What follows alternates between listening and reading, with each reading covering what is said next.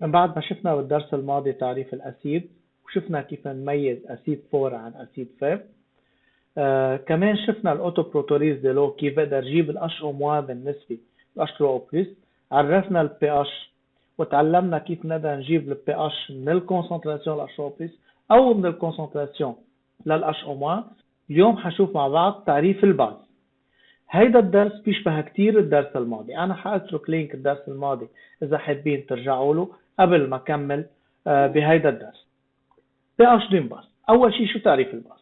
مثل ما تعريف الأسيد، un acide est toute espèce qui s'ionise dans l'eau pour donner H3O+. حناخد نفس الشيء une base est toute espèce qui s'ionise dans l'eau pour donner HO-. يعني نفس الخطوات اللي عملناها للأسيد حنعملها مع الباز بس بالنسبة للHO-. طيب أيمتى بنقول هيدا باز فورت؟ Une base forte est toute espèce qui se dissocie totalement dans l'eau pour donner l'IOH-. يعني نفس التعريف بس بتحطوا HO-. ليش مشتين على التال؟ لأنه هيدا بيميز الفورت عن الفيبل. الباس فورت بيعمل رياكسيون توتال مع المي، بينما الباس فيبل مع المي بيعمل رياكسيون ليميتي. اكزامبل مثلا NaOH تجي المي بتجزأها فبتحولها لل NaOH لشغلتين Na+ و HO-. ريمارك، إذا كان عندي باس فورت NaOH بتعطي Na+ مع HO-. إذا انطلقنا من T = 0 CB ب0 ب0 على التي فينال لأنه رياكسيون توتال وبأكد هيدي بس للباز فورت رح تصير 0 CB CB. هون شو رح يصير في عندي؟ الأش أو موا قد السي بي. شفنا بالدرس الماضي انه البي اتش هي 14 بلس لأش أو موا. حارجع برهنها مرة جديدة نتذكر أكثر. بي اتش هي موان لوج لأش أو بلس موان لوج لديستانس موان 14 على أش أو موا. هي موان لوج لديستانس موان 14 بلس لوج لأش أو موا. بي اتش هي 14 بلس لوج لأش أو موا. بس الأش أو موا قد السي. بأكد إذا كانت باز فورت يعني حتكون البي اتش 14 بلس لوج للسي. فإذا pour une base forte pH هي 14 بلس لوج للسي بي. هالشيء بينطبق على الفاب؟ لا، لأنه الفاب حيصير سي بي موان اكس اكس اكس على تي اكيليبر. فبالنسبة للفاب اش او موان أصغر من سي بي لأنه ما كلهم تحولوا للاش او موان. الاش او موان اللي تألفت أصغر من السي بي من الكونسنتراسيون انيتيال. لهيك بالنسبة للفاب ما بيحق لي أبدا اجي اقول 14 بلوغ السي بي ولا بيحق لي محل الاش او موا حط السي بي. فاذا شغله كثير مهمه بالنسبه للباس فورت بي اتش ايجال 14 بلوغ للسي بي. مثل ما شفنا هونيك سوليسيون لو بلو اسيد، هون عم نشوف لا سوليسيون لا بلو بازيك. شو تعريف لا سوليسيون لا بلو بازيك؟ et celle dont la concentration des ions H- est plus grande. هي يلي عندها اكبر concentration للH-، c'est-à-dire qui possède H3O+ la plus petite، يلي عندها أصغر H3O+، et le pH le plus grand عندها أكبر pH. طبعا تعرفوا من هون وشفنا بالفيديو الماضي انه ال pH وال HO- هن proportionnel. معناتها السوليسيون le plus basique هي اللي عندها HO- أكتر pH أعلى. بعكس السوليسيون لو بلو اسيد اللي هي عندها H2O+ اكثر بيكون عندها بي اتش اقل. فاذا السوليسيون لو بلو بازيك بيكون عندنا اعلى بي اتش. الطريقه الثانيه تنميز الباز فورت عن الباز فيب حنحلها بشكل اكزرسيس. montrer que les bases fortes la dilution 10 fois fait diminuer le pH de l'unité. بدي برهن انه بالنسبه للباز فورت اذا عملنا ديليسيون 10 مرات بي اتش بتنقصها، بينما الاسيد 4 اذا عملنا ديليسيون 10 مرات بي اتش بتزيدها. طيب كيف ببرهنها؟ جربوا حلوا على الورقه قدامكم وبعدين بنشوف. طريقه، اذا عملنا ديليسيون 10 مرات يعني سي فينال هي سي 0 sur 10. طيب بي اتش فينال هي 14 بلس لوج لسي فينال يعني 14 بلس لوج لسي 0 sur 10. 14 بلس لوج لسي 0 موان لوج ل 10. 14 بلس لوج لسي 0 هي بي اتش انيسيال موان، يعني هي بي اتش انيسيال موان. معناتها الباس فورت اذا عملنا ديليسيون 10 مرات بي اتش بتنقص 1. هالشيء ما بينطبق على الباس فيب. هي الطريقه الثانيه تنميز الباس فيب. معناتها الباس فورت 14 بلس لسي بي، باس فيب بي اتش مانا 14 بلس لسي بي. الباس فورت اذا عملنا ديليسيون 10 مرات pH بتنقص 1، الباس فيبل لا. هلا تقول لي انا بضيع بين بتنقص وبتزيد، هيني ما انا الباز اذا عملت له ديليسيون الاتش او موان بتقل، فالpH بتقل، لانه الpH والاتش او موان بروبورشنال، مشان هيك pH ديميني دون انيتي. بينما الاسيد بيتميز ب H3O بلس، الاسيد اذا عملت له ديليسيون ال H2O بلس بتقل، يعني الpH بتزيد. عشان هيك الاسيد اذا عملت له ديليسيون 10 مرات وكان اسيد 4 pH بتزيد 1 انيت. رح نشوف هلا ابليكاسيون على اللي نحن شرحناه. Application. Le pH des solutions d'hydroxyde de sodium de concentration de substance -2 est 12. Vérifiez que l'hydroxyde de sodium est une base forte. عطونا CB وعطونا ال pH وقالوا لي برهن إذا هيدا باز فورت. إذا كانت ال pH قد 14 بلس لوغ لل CB بتكون هيدي باز فورت. إذا pH منا قد ال 14 بلس لوغ لل CB يعني هيدي باز فيبل. هلا فينا نعتمد التالي. pH هي 14 بلس لوغ او موان، هي للفورت ولا للفيبل؟ هي للاثنين. pH هي دايما 14 بلس لوغ او موان، بس بحالة الباز فورت الاش او موان بتكون قد السي، بتصير 14 بلس لوغ للسي. فينا نجيب الاش او موان، يعني اللوغ للاش او موان هي pH موان 14 موان 2، الاش او موان هي 10 بسونس موان 2. ما بنسى لوغ للA ايجال B، A ايجال 10 بسونس B، معناتها الاش او موان هي 10 بسونس موان 2. طيب الدي سي بي، سي بي 10 بسونس موان 2، يعني الاش او موان قد السي بي. لما بيكون عندي الاش او موان قد السي بي، لما بتكون الاش او موان قد السي بي، هالشي بيعني انه l'hydroxyde de sodium réagit avec l'eau selon une réaction totale. C'est une base forte. اكيد كيفيني بكل بساطه اقول لهم 14 بلس لوغ للسي بي هي 14 بلس لوغ ل 10 بسونس موان 2، يعني 14 موان 2 12، تطلع قد البي اتش، يعني هيدي باز فورت. هيدا اللي عم شوفه هون، كان فينا نجيب 14 بلس لوغ للسي بي بتطلع قد البي اتش باز فورت. 7. Déterminer la concentration d'une solution d'hydroxyde de potassium KOH, pH égale 12,3. L'hydroxyde de potassium est une base forte. مثل ما انكم معودين بتوقفوا بتحلوا بعدين بتكملوا. كيف بنحل؟ pH égale 14 بسوغ ال HO-، يعني اللوغ لل HO- pH -14، ال HO- هي 10 بسونس pH -14، تطلع ال HO- هي 0,02 مول لتر موان. هيدي كونسنتراسيون لل HO-. بما انه هيدا باز فورت يعني ال HO- قد السي. L'hydroxyde de potassium est une base forte. Il s'ionise dans l'eau selon une réaction totale. هو بيتجزأ بالمي برياكسيون توتال، يعني ال HO- قد السي بي يلي هي 0,02 مول لتر موان. بنكمل تنفهم أكثر كمان الدرس. Application 8. On dispose d'une solution d'oxyde de sodium C0. Le pH est 12. فإذا عطونا أنه هو الكونسنتراسيون C0 والpH 12، on dilue 10 fois cette solution, on obtient une solution S1 pH égale 11. عملنا لها ديليسيون 10 مرات حصلنا على pH égale 11. هيدا بيكون باز فورت أو فيبل. عم نعتمد على ثاني طريقة. الباز فورت إذا عملنا له ديليسيون 10 مرات pH بتنقص 1. هالشي ما بينطبق أبدا على الباز فيبل. montrer que l'hydroxyde de sodium est une base. بدي برهن إنه هو باز. طبعا عم نشوف إنه الpH 11 و 12. الباز عنده pH أكبر من 6، بينما الأسيد عنده pH أصغر من 6. تعرفوها مصفوف قبل هيدي، وحأرجع أكدها بهيدا الكور لقدام. pH plus grand que 7 c'est une base. بما إنه pH أكبر من 7 هيدا باز. vérifier s'il s'agit d'une base forte. بدي أكد هل هيدا باز فورت أو هيدا باز فيبل.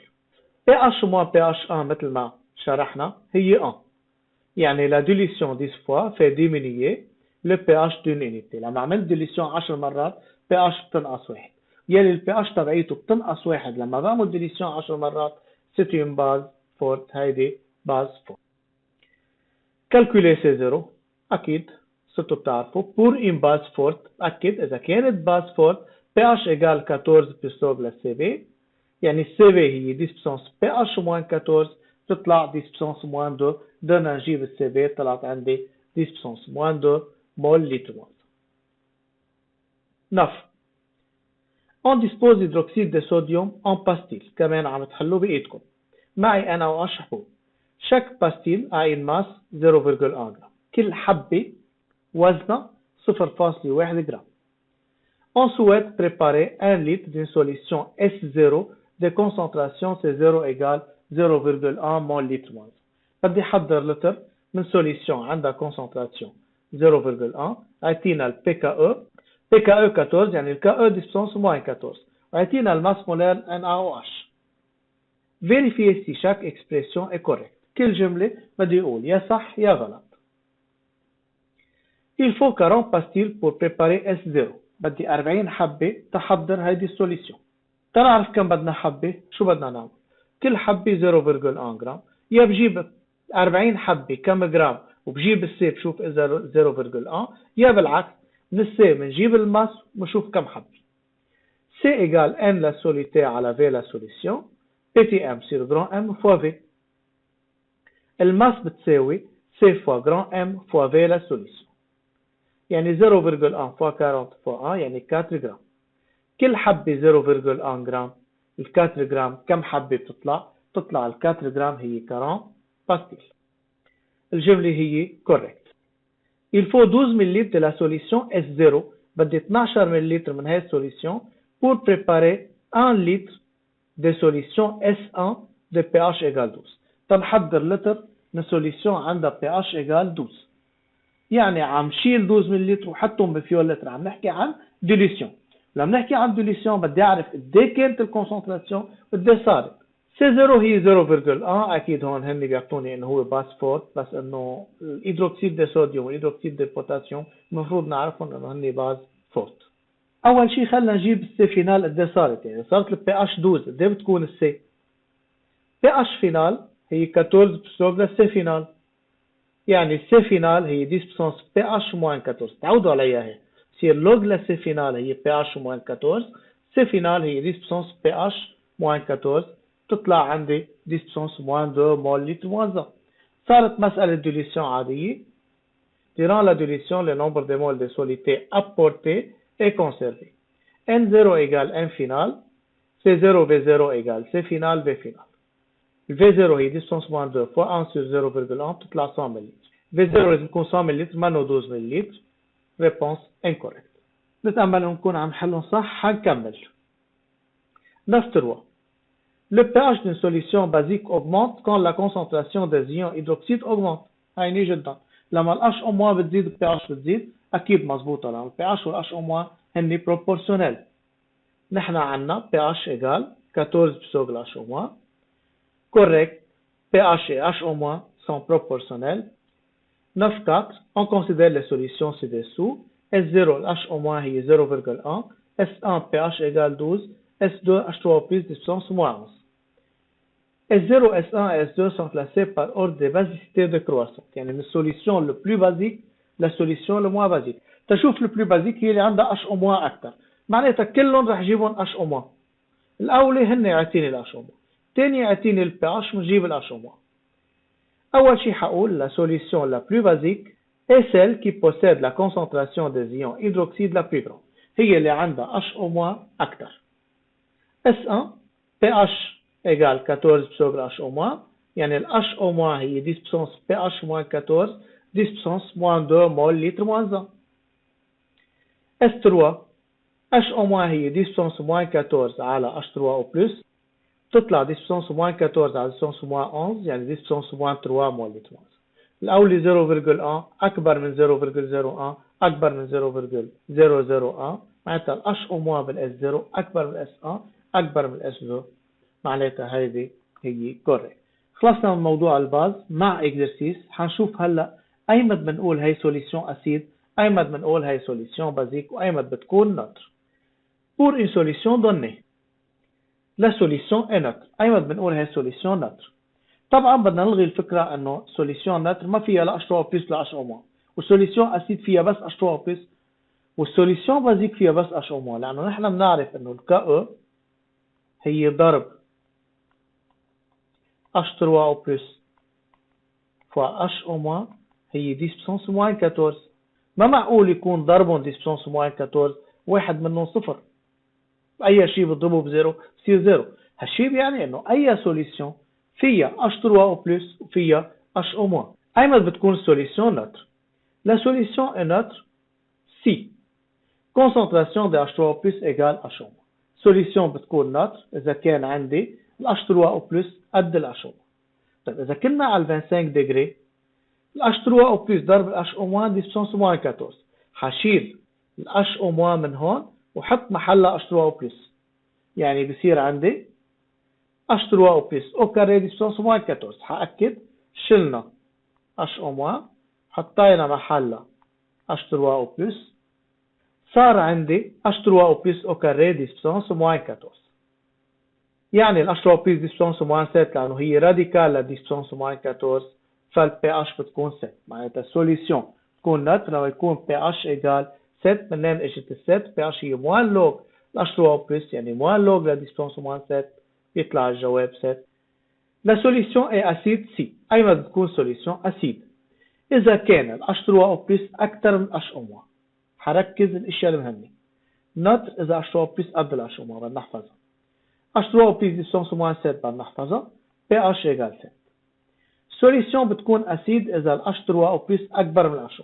يعني ال H3O+ اكبر من، شلت ال H- وحطيت محلها دي سبستانس موان 14 على H3O+. يعني نحن بنعرف انه H3O+ ضرب H- هي دي سبستانس موان 14. ال H- فيني شيلها وحط محلها دي سبستانس موان 14 على H3O+. طيب اذا جبنا ال H3O+ لهون بصير ال H3O+ او كاري اكبر من ديستانس موان 14. حنعمل راديكال ال H3O+ اكبر من راديكال لديستانس موان 14. يعني ديستانس موان 14 سور 2 ديستانس موان 7. طيب تنوصل للبي اتش حنحطه موان لوج بموان لوج.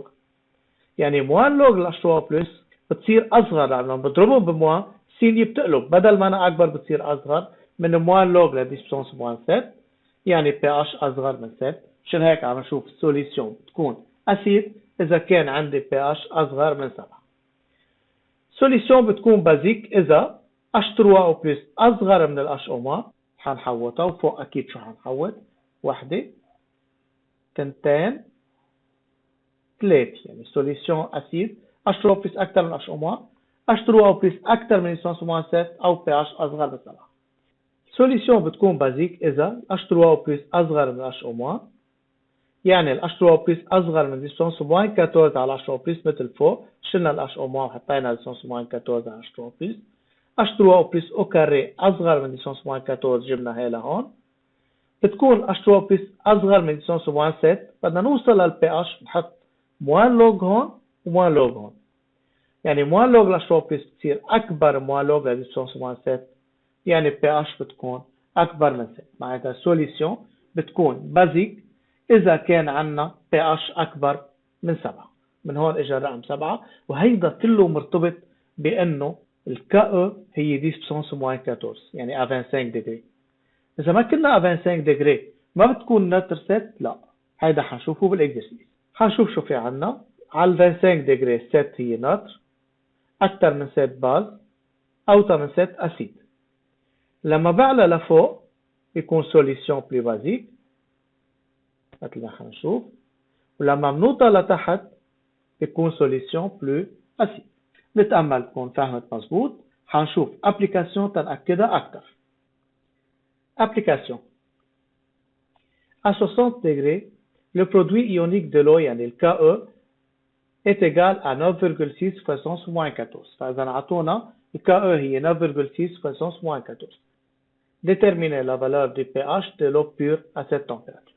قد ايه بتكون ال pH للمي على هالدرجة هيدي. فاذا معي الكأ بدهم بي اتش للمي بيور. الاو بيور هي بتمثل دائما سوليسيون نوتر، يعني H3O+ قد ال H-. شو بعمل بهي البارتي؟ نفس اللي عملته بالكور قبل شوي. ايمت بتكون السوليسيون نوتر؟ الاساس هو انه السوليسيون بتكون نوتر لما بيكون عندي ال H3O+ قد ال H-. يعني دون لو بيور كونسنتراسيون ال H3O+ قد ال H-.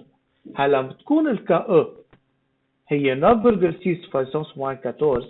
يعني ال H3O+ فوا H- بنعرف انه ال KE هي دايما H3O+ فوا H- هي 9,6 فوا 10 puissance moins 14. حنكمل نحن مثل الكور. ال KE بتساوي H3O بلس ضرب ال HO- يعني H3O بلس او كاري، لأنه محل ال HO- فيني أحط H3O بلس لأني قد بعضهم. يعني ال H3O بلس راديكال لل KE اللي هي 9.6 فايسونس موان 14. بنذكر ال KE تتغير مع التمبيراتور. هيدا الشغل شغلينه نحن على أساس ال 25. تطلع 3.1 فايسونس موان 7. قد ايه بتكون pH؟ هي موان لو كونسنتراسيون H3O بلس، تطلع عندي pH ايجال 6.5. هيك بنكون جبنا ال pH. يعني على 60 درجة 6.7 هي باز A. هون صارت الناتر 6.5 أكبر من 6.5 باز، أقل من 6.5 أسيد. 11. On donne le pH de l'eau pure. واتفقنا l'eau pure هن les solutions neutres pour différentes températures. température pH 0. le pH للمي 7.5، كان 7.2، 25 7 نحن وماشيين. Déterminer la valeur du produit ionique de l'eau à 30 degrés. قد ايه بيكون ال KE على 30؟ نرجع للتابلو وانتوا عم تحلوا قدامكم. قبل ما تحلوا ما عرفت برجع بعيد. على 30 pH للمي 6.9. D'après le tableau à 30 degrés pH للأو بيور 6.9. طيب كيف نجيب ال KE؟ أول شيء l'eau pure est une solution neutre. concentration H3O+ بتكون قد concentration HO-. ال KE بتساوي concentration H3O+ fois concentration HO- يلي هي concentration H3O+ au carré، لأنه ال HO- حطيت محلها H3O+. محل ال H3O+ نحن بنحط 10 بسنس موان pH. كلنا بنعرف انه الكونسنتراسيون ال H3O+ هي 10 بسنس موان pH. بتصير عندي 10 بسنس موان 6.9 au carré، يعني 10 بسنس موان 13.8. بنحطها بقيمتها. هيدي ال KE à 30 degrés. إذا طلبوا PKE نتذكر انه ال PKE هي دايما موان لوج لل KE. PKE هي موان لوج لل KE موان لوج ل 10 بسنس موان 13.8، تطلع 13.8. 11. à 37 degrés يعني درجة حرارة الجسم le produit ionique est tel que PKE égale 13.6. أعطوني ال PKE. Le salive a un pH 6.85 à cette température. Précisez si le salive est acide, base ou neutre. هل السليف هو acide, base أو neutre؟ أعطينا pH 6.85. طبعا ما تقولوا لي أصغر من 7 لأنه 7 بس على 25. طيب شو بعمل بهالحالة هيدي؟ في أكثر من طريقة فينا نشتغل عليها. الطريقة الأبسط pH هي 6.85، بنجيب منها H3O+ 10 بسنس موان pH، يعني 10 بسنس موان 6.85، تطلع 1.4 فايسونس موان 7. جبنا ال H3O+ من ال pH. هي طيب مع ال KE بجيب ال HO-. ال KE هي H3O+ فا HO-. ال HO- هي KE يلي هي 10 بسنس موان PKE، لأن نحن بنعرف PKE هي موان لوج لل KE، يعني لوج لل KE هي موان PKE. ال KE هي 10 على بويسانس موان PKE، معناتها ال HO- هي 10 بويسانس موان 13.6 على ال H3O+، تطلع 1.78 فايسونس موان 7. مين أكثر ال HO- أو ال H3O+؟ طبعا H3O+ أقل من ال HO-. ال HO- أكثر من ال H3O+، يعني سوليسيون هي بازيك. بس لاحظوا انه هن 1.4 1.7 كثير قراب من بعض، تري بروش دي نتر، هي قريبه من النتر. في طريقه ثانيه ايه اكيد، كان نحن فينا من ال KE نجيب النتر، يعني نقول ال KE هي H3O+ فا HO-. H3O+ او كاري، بنجيب ال H3O+، بنجيب ال pH نتر ومنقارن هي مع النتر، هل هي اكثر من النتر او اقل من النتر. نتأمل أن يكونوا فهموا مظبوط، والإكزرسيسات كالعادة بنجرب نحلهم.